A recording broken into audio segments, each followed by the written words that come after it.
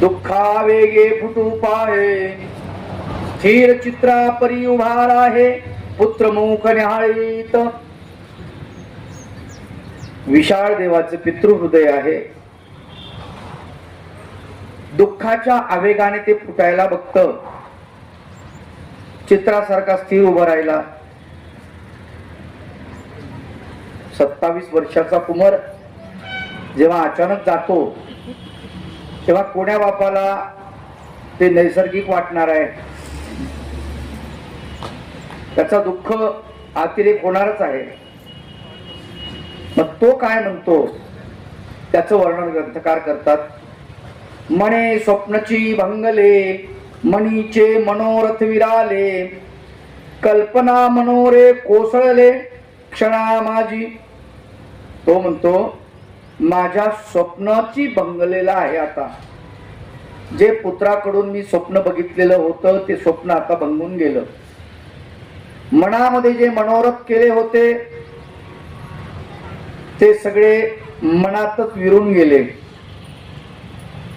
आणि मी माझ्या कल्पनेनं जे मनोरे बांधले होते ते सगळे कोसळले एका क्षणामध्ये. आता काय होईल. राजा त्रिमल्ल गेला सोडून. तो सांगतो की मी राजा होण्याच्या लायकीचा नाही, मी प्रधान. पण माझा राजा तो मला सोडून गेला. श्री सिंह पडला से धरणी, शेखी हरिपाळ निदानी आधार होता. माझा राजा मरण पावला. त्रिमल्ल देव त्याने दत्तक घेतलेला श्री सिंह पुत्र तोही गेला. आता अलीकडे शेखी म्हणजे अलीकडे हरिपाळ हा माझा पुत्र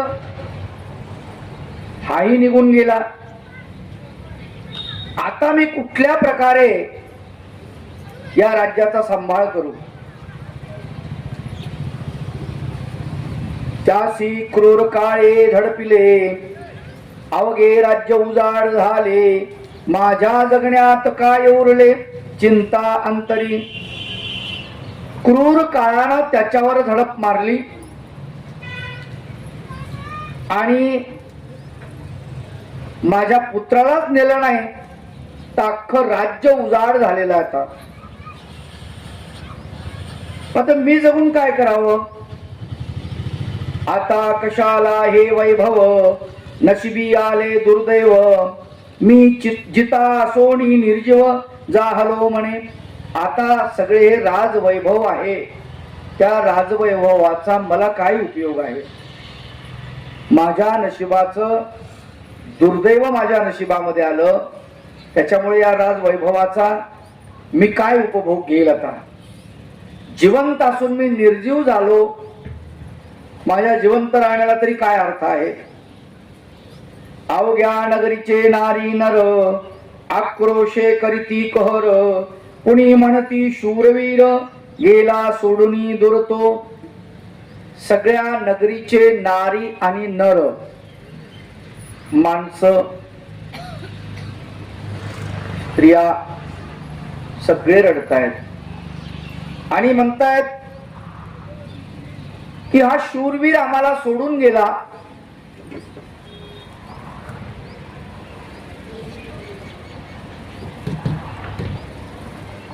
कोणी म्हणे त्याची ममता आम्हासी न मिळे आता. कुणा वाटला होता भ्राता, हित करता कुणाला. कुणी म्हणे त्याची ममता आता पुन्हा भेटणार नाही. त्याच्यासारखा प्रेमाळू राजकुमार नाही आहे. आणि कुणाला तो भाऊ वाटत होता, कुणाला तो हितकर्ता वाटत होता, कुणाला तो मित्र वाटत होता. अनेकांशी अनेक अशा प्रकारचे नाते लोक जुळून ठेवले होते त्यांनी. कुणाचा आधार संपला, म्हणे संकट वेळी कामी आला. आता आमच्या दुःखाला कोण वारील पै. कुणाचा आधारच संपला. काय करावं? कोणी म्हणतं संकटाच्या वेळी आम्हाला कामी आला होता, आता काय करणार आम्ही? असं आमच्या दुःखाला वारणारा आता कुणीच नाही आहे असा आलाप करून लोकही दुःख करतात. एक राजपुरुष बोलला, लागावे अंतिम कार्याला, शोक आवरण्या अवघ्याला सांगत होता. आता याच्यामध्ये जे ज्येष्ठ असतात त्या लोकांना ती चिंता असते. मग त्यातला एक ज्येष्ठ होता, तो म्हटला आता तुम्ही सगळे कामाला लागा, कारण किती दुःख करणार. कितीही दुःख केलं तरी जे सत्य आहे ते नाकारता येत नाही, त्याला स्वीकारावं लागतं. आणि म्हणून पुढची अंतिम विधी जी आहे त्या कार्याला लागलं पाहिजे आणि सगळ्यांनी शोक आवरला पाहिजे. प्रेत तिरडीवर ठेविले आणि स्मशानाकडे निघाले, असंख्य नरनारी लोटले अंतिम यात्रेशी. शेवटी तिरडी बांधलेली आहे, तिरडीवरती त्या प्रेताला ठेवलं आणि सगळेजण तिरडीवर प्रेताला ठेवून अंतिम यात्रा त्याची घेऊन चाललेले आहेत. तिरडी जमिनीवर तिरडी ठेविली जमिनीवर, शोके गहिवरला जनसागर, नयनामधुनी अश्रू निर वाहे अखंडित. स्मशानात तिरडी नेऊन ठेवली आणि सगळ्या लोकांना गहिवर फुटला. सगळे लोक रडायला लागले. सगळ्यांच्या डोळ्यामधून अश्रुधारा वाहत होत्या. तिरडीचे तोडिता बंधन, विशाळ देव पाहे निरखुन, पुत्र वियोगाचे दुःख दारुण, आले दाटून अंतरी. तिरडीचे बंधन तोडताना विशाळ देव आपल्या पुत्राकडे पाहतो निरखून, आणि त्याला पुत्राचा वियोग अधिक जाणवायला लागला. थोड्या वेळानंतर आता हे प्रेत सरणावर गेल्यानंतर याला अग्नी लागेल आणि अग्नीच्या भक्ष्यस्थानी हे प्रेत जाईल. अग्नी या प्रेताला गिळंकृत करील. थोड्या वेळानंतर हे प्रेतही आपल्याला बघायला भेटणार नाही. अशा प्रकारे त्याच्या अंतःकरणामध्ये दुःख दाटून आलेलं आहे. लोके उचलिले कलेवर आणि ठेविले चितेवर, हंबरडा फोडून कहर केलासे भूपाने. जेव्हा ते प्रेत तिरडीवरून उचललं, सरणावर ठेवलं आणि हे राजानं बघितलं आणि त्याचा कंठ दाटून आला आणि मुखावाटे हुंदके बाहेर पडले. मोठ्यानं तो रडायला लागला. आता अखेरचे पुत्र दर्शन, क्षणार्धात बक्षील हुताशण, माझ्या जीवाचे जीवन आटोपले म्हणे. आता अखेरचे पुत्र दर्शन, शेवटचं पुत्राचं दर्शन आता मला भेटणार आहे. याच्यानंतर मला पुत्राचं शरीर सुद्धा पाहायला भेटणार नाही. क्षणार्धामध्ये अग्नी माझ्या पुत्राला भक्षण करून टाकील. होताशन म्हणजे अग्नी, हा भक्षण करून टाकील, जाळून टाकील आणि माझ्या जीवाचे जीवन आता आटोपलेलं आहे असा तो म्हणतो. आता माझे कुळ सुकले, माझे बळलयास गेले, माझे काळीज काळे नेले, जाहलो मी भिकारी. आता माझे कुळ सुकले, कुळाचा जो अंकुर होता तोच झळून गेला. त्यामुळे माझं कुळ आता सुंकून गेलेलं आहे आणि माझं जे बळ होतं पुत्र रूपानं ते बळ लयाला गेलं, संपून गेलं, आता शिल्लक राहिलं नाही. माझं जे काळीज होतं ते काळानं नेलं ओढून. आता मी भिकारी झालो आहे, दिनहीन पतित झालो आहे. अंती पुत्रमुख पहावे, विनवनी करती आघवे, मुखवस्त्रासी प्रेम भावे दूर करी नरपती. अंती शेवटी पुत्रमुख पाहण्यासाठी सगळे लोक विनंती करतात, महाराज एकदा पोराचं तोंड बघून घ्या. शेवटी मुखावरचं जे वस्त्र आहे ते त्यांनी बाजूला केलं, नरपती म्हणजे राजाणी, आणि तो पुत्रमुख बघायला लागला. पाहता नवला ओ वाटला, स्वप्न की जागृती मजला, भ्रमिष्ठासारखा झाला विशाळ देव ते दवा. पुत्रमुख पाहता क्षणी त्याला नवल वाटलं. जे पाहतोय ते खरं की जे अनुभवतोय ते खरं, मी स्वप्नात आहे की जागृत आहे, झोपीत आहे की जागा आहे, हे त्याला कळेना. तो भ्रमिष्ठासारखा झाला. विशाळ देव हसिन्नला, लोका विस्मयो वाटला, कुणी म्हणतीन रूपतीला, आता वेडची लागले. विशाळ देव हसायला लागला. पुत्राकडे बघून हसायला लागल्यामुळे लोकाला असं वाटलं, अरे अरे देवा, भगवंता, आमचा राजा गेला, राजानं दत्तक घेतलेला पुत्रही गेला, आता आमच्या प्रधान राजगादीवर बसलेला त्याचा पुत्र हरिपाळ देव तोही गेला, आणि आमच्या विशाळ देवाला, हरिपाळाच्या पित्याला आता वेड लागलं. हा हसतोय. मुलगा मेल्यानंतर बाप कुठं हसत असतो का? तो हसायला लागला. याचा अर्थ याला आता वेड लागलेला आहे.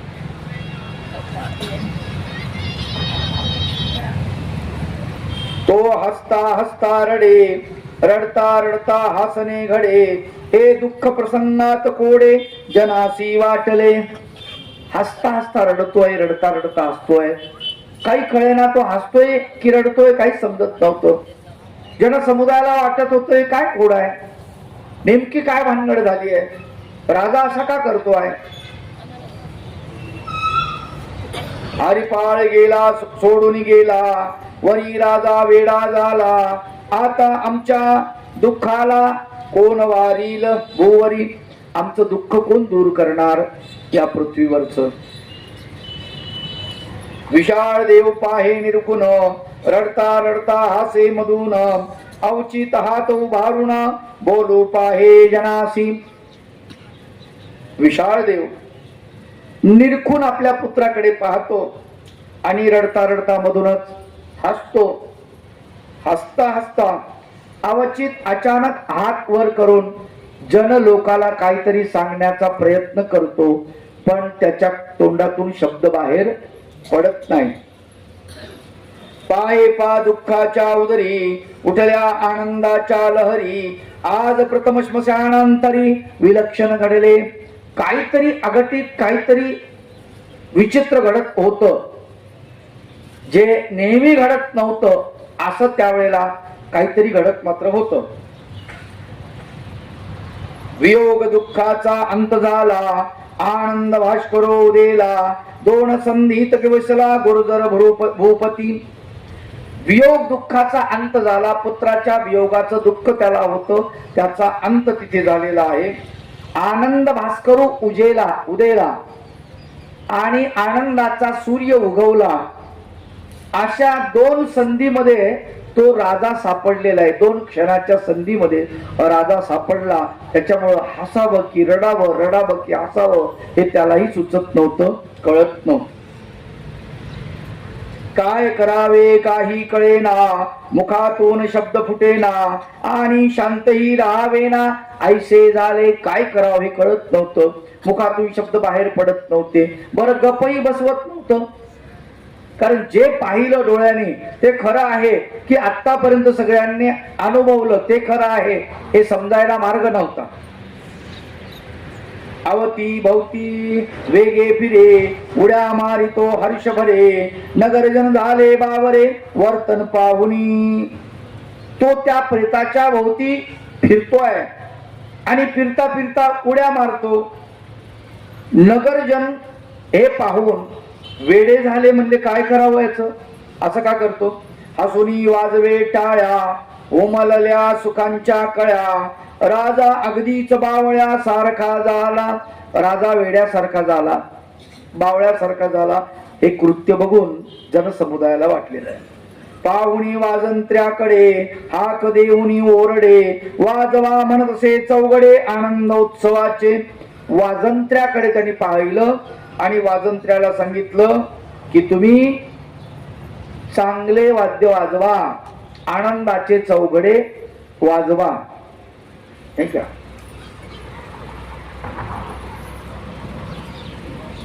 ते प्रेत यात्रेमध्ये बँडवाले वाजवतात नाही का? बँड चालू असतो,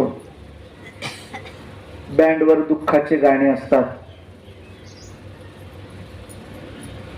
आणि प्रेत यात्रा चाललेली असते. अचानक आपण बघावं, आताच्या काळामध्ये ते मोबाईल लावलेला असतो, त्या मोबाईलवर ते चालू असतं, स्पीकरच्या माईक पाशी गाणं सुरू असतं. क्षणोक्षणी हाची करावा विचार, तरावया पार भव सिंधू, नाशिवंत देह जाणार सकळ, आयुष्य खातो काळ सावधान. तेव्हा दुःख बांधवडी आहे हा संसार, सुखाचा विचार नाही कुठे. असं गाणं चालू असताना अचानक ते गाणं संपत आणि कोणाला ते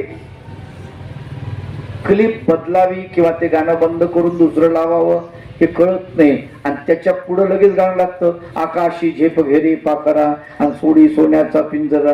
लोक म्हणते बाबा हे काय झालं? पदयात्रेत किंवा अंत्ययात्रेमध्ये अचानक दुसरंच ऐकायला आल्यावर माणसाला विचित्र वाटतं ना, ते ही काय भानगड आहे? राजानं सांगितलं दुःखाचं गाणं बंद करा. काय? जे दुःखाचं गाणं चालू आहे, दुःखाचं गाणं चालू आहे, इथं कुणीच कुणाचं नाही. येथे कुणी ना कुणाचा, देवा विना या जीवाचा, आहे की नाही? किंवा सोबत कोणी येत नाही, वा एकटच जावं लागतं. नगीन यावे नगीन जावे, नगीन कुणी धन मातेला, निदान काही कोणी कुणाचं, हे मज असं नाही होय त्याला. गाणं चालू आहे आणि अशामध्ये अचानकपणे किती सांगू मी सांगू कुणाला. लोक म्हणतील आज काय झालं पाहिजे?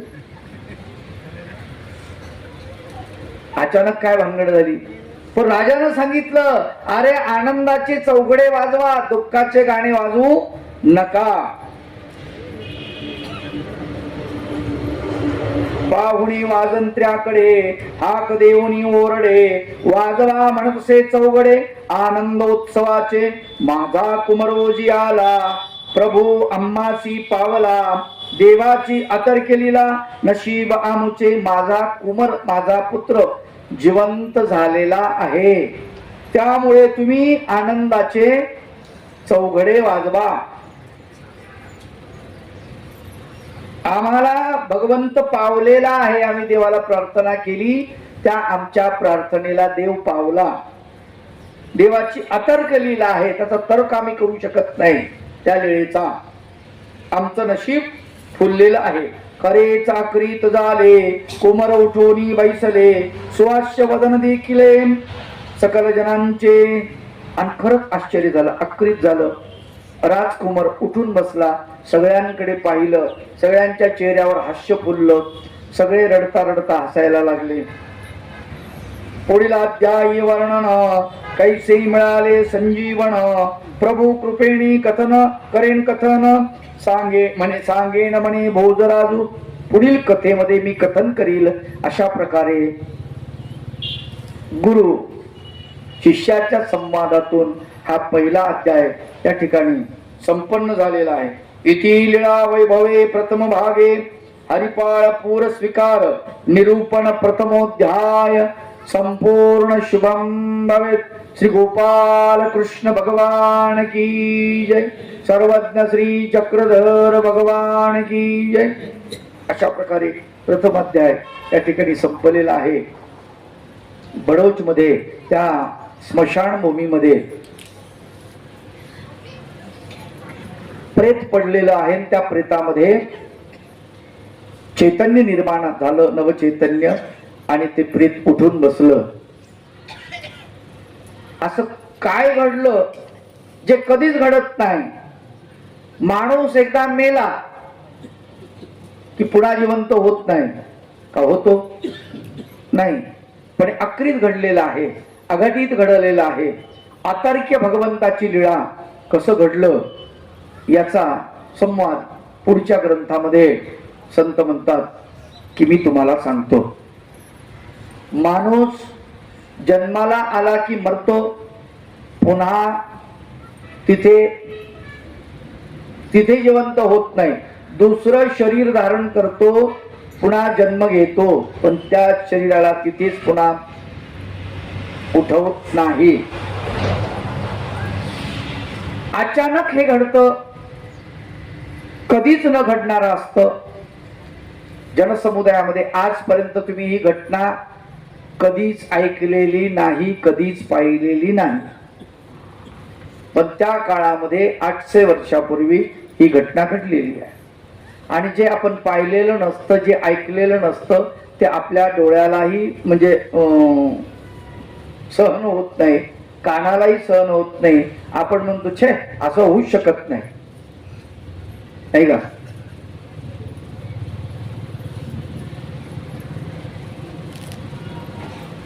पिता पुत्र दोघ जण दवाखान्यामध्ये गेले.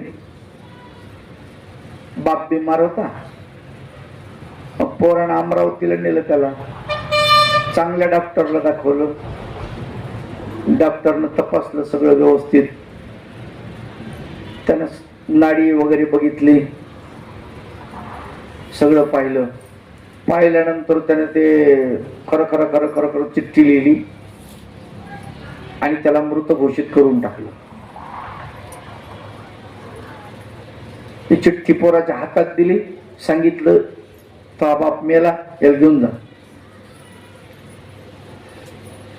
त्या बापानं ऐकलं, अरे मी जिवंत आहे म्हणे अजून. पोराला सांगत होतो बाप, अरे मी जिवंत आहे, ते डॉक्टरचं ऐकू नको. ते गप्पासावं तुम्ही, सारखी कटकट करत राहता म्हणे. ते डॉक्टर आहे म्हणे, शिकलाय तो, त्याच्यापेक्षा तुम्हाला कळतं का? त्याला समजतं का तुम्हाला समजतं? ते म्हणताय नाही मेले म्हणून, मग तुम्ही मेलेत. रिकामी बडबड करू नका.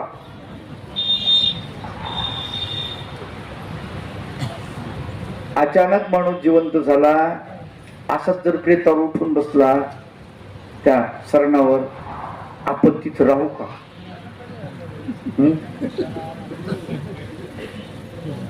राहू? लाकडं केवढ्याला ठेवतात माहिती? परत जाळताना तुम्ही बघितलंय का कधी?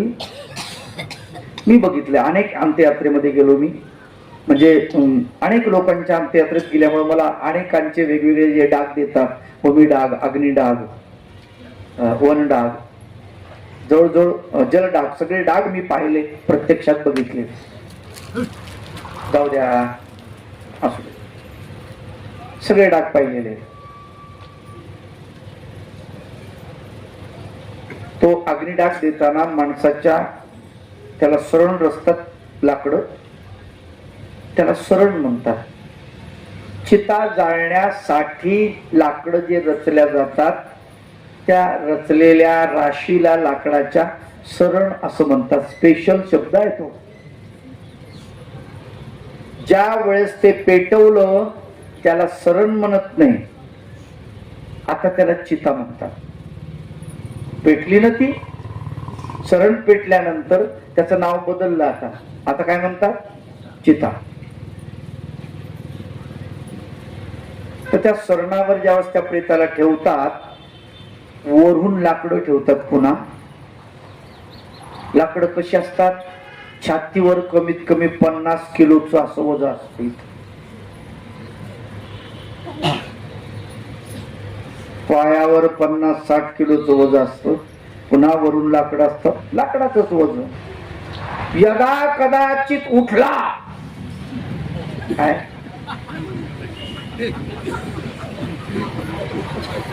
ताण नको, त्याला उठता नाही आलं पाहिजे. अजून काय करतात? अंगठी बांधतात की नाही? काऊन? तिरडीवरून उठून जर आपल्या मागे लागला तर पायात पाय गुंतून पडलं पाहिजे.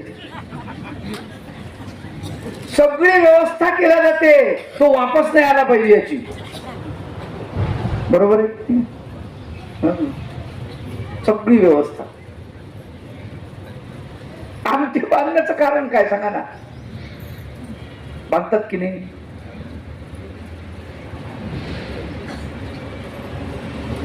कारण आता इथून तर बांधलंय, पायाला बांधलंय. पायाला बांधल्यानंतर संपूर्ण अशी दोरी बांधली ना, आता अंगठ्याची गरज नाही.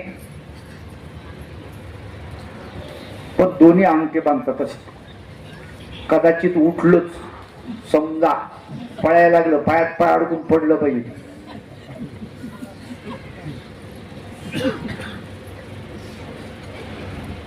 मेल्यानंतर सगळ्या लोकांनी ठरवलेलं असतं, यानं वापस येता कामा नये.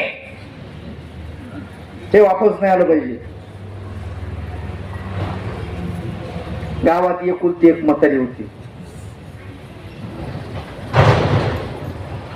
आणि ती म्हातारी गेली मरून. म्हातारी मेली तर मग लोकांनी नेली, मग तिला नेई ना कोणी. एकटी पोरग नाही, कोणी नाही, काही नाही, काही नाही. एकुलती एक म्हातारी. कोणाच्या घरी कधी बी जायची, ए बाई, जाड आवाज होता, हा करवाड, डोळे एवढे मोठे, बाया घाबरायच्या.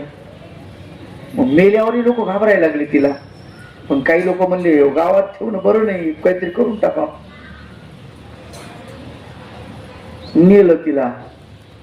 मग नेल्यानंतर काय केलं? आता ते प्रेत कसं तरी द्यायचं पटपट म्हणून 4 जण चांगले जाडजोड पळत पळत प्रेत घेऊन चालले लवकर. बरं, आता पळत घेऊन चालले तर यांना भीती वाटते, म्हणल्यावर हे नीट जातील का?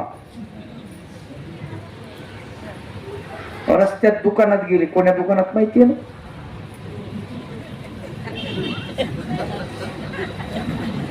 पोटात पाव टाकली, भीती नाही वाटली पाहिजे म्हणून, आणि चालले घेऊन. बरं, ज्या हॉटेल पुढे थांबले त्याच्या समोर ते पावचं दुकान. इकडून थांबले, इकडून तिकडे जायचं नाही बा. त्यामुळे इथं सकाळी सकाळी म्हातारीला इथं काय ठेवलं, मग घरी की नाही ना माझ्याकडं. ते म्हणे चिवडा देत असेल तर म्हातारी उचलतो, नाही तर उचलत नाही. ए बाबा, किलोभर चिवडा घेऊन जाय, पण उचल म्हातारी लवकर. उचलली म्हातारी. हे म्हणले आता आपलं चिवड्याचं भागलं, तिथं बसून खाऊ. कुठं? स्मशानभूमीत. आता तिथं स्मशानभूमीत जाईपर्यंत काय झालं की एक काट्याच्या झाडाची फांदी अशी वाकली होती. म्हातारीचं लुगडं त्या फांदीला अटकलं. म्हातारी वरीच बांधलं नव्हतं. हे गेले. आयला म्हणे म्हातारी हलकी करून लागायली. तिथं जाऊन पाहते तर म्हातारी,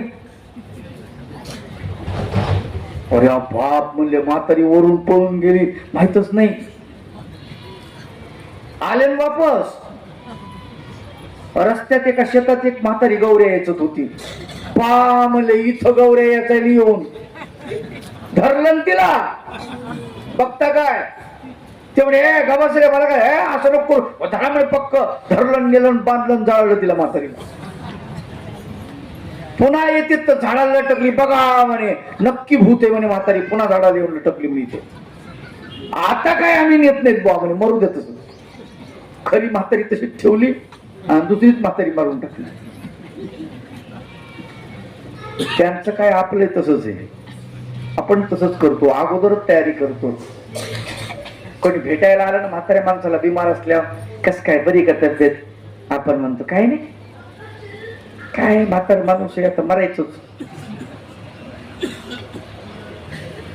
एवढं बरं